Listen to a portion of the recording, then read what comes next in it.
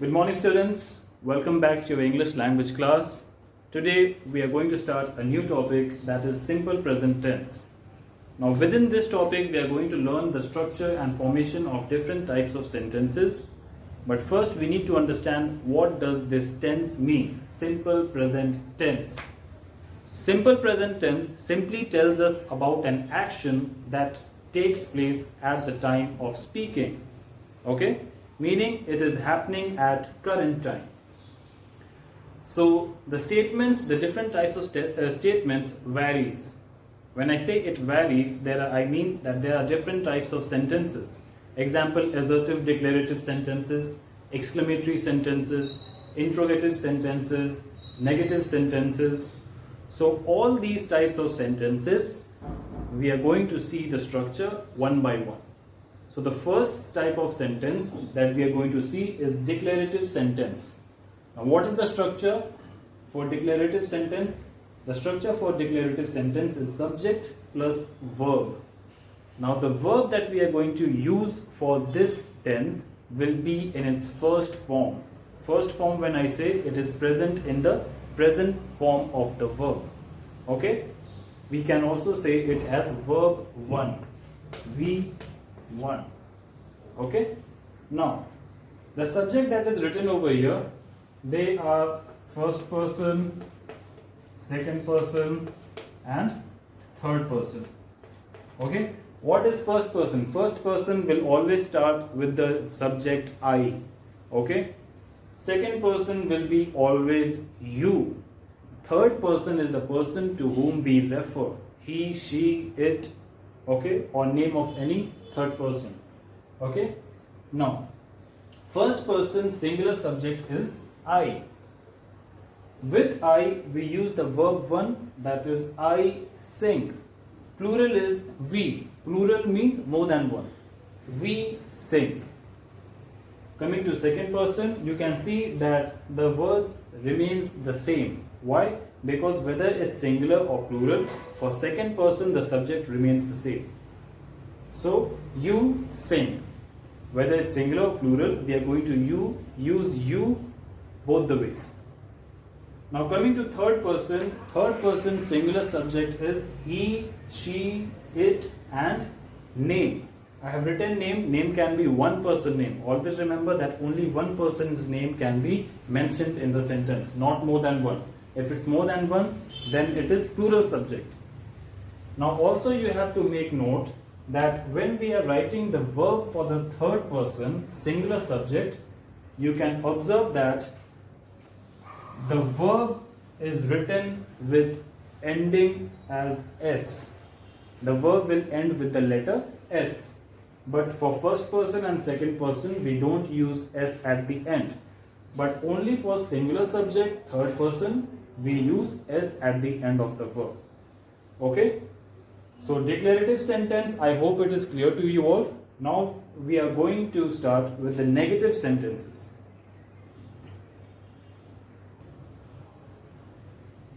Now we are going to see the structure for negative sentences. A negative sentence is a sentence which carries no in any of the form. The different forms of no are not, never, none. These all are the forms of different forms of no. But we'll start with the basic, that is the structure that we have to use forming a negative sentence. So the structure will be, at the beginning of the sentence we'll have the subject, then comes the helping verb, and the helping verb that we are going to use is do plus not. Only when we add not, then only we can say or classify that it's a negative sentence. Otherwise the sentence becomes an affirmative sentence.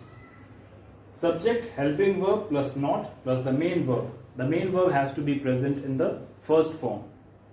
Now I is a singular subject, first person. With I, we use the helping verb do. I do not sing. Second person, you. You is also singular. You do not sing. Third person, he, she, it and name of one person does not sing.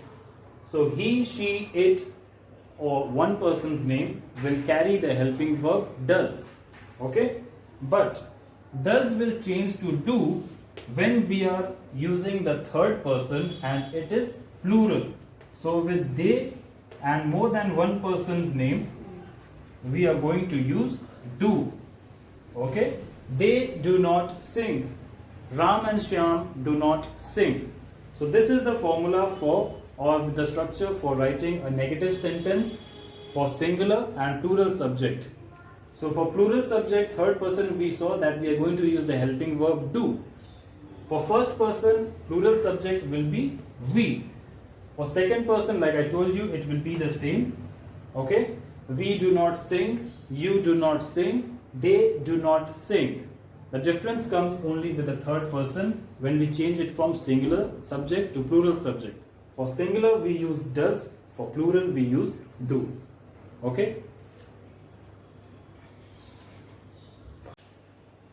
Now we are going to see the structure for interrogative sentence.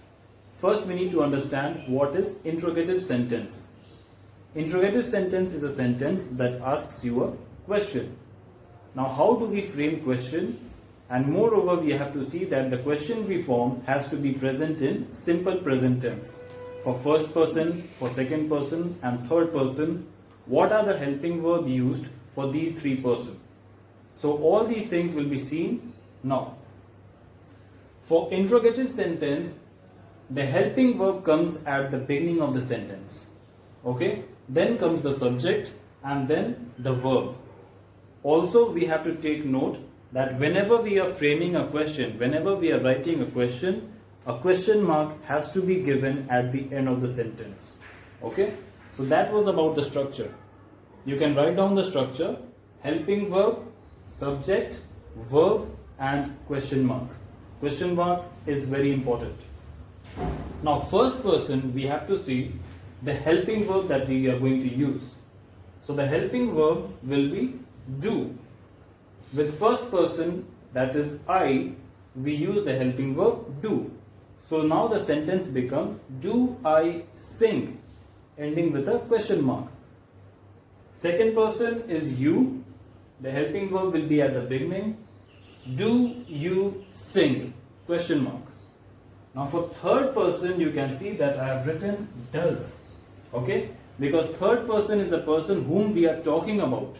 Okay? So to refer to third person, we use the helping verb does.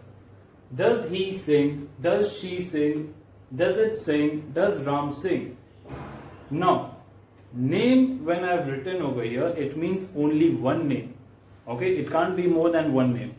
More than one name, it will become plural subject. So, does will only be with the third person singular subject. Okay? So, whatever helping verbs you have seen over here, that is meant for the singular subjects. Now we are going to study about the plural subjects. The structure will remain same, only the subject will change from singular to plural. Now you can see the subject that I have written, they all are plural subjects. We stands for more than one person. Only with the second person, the subject remains the same. Why?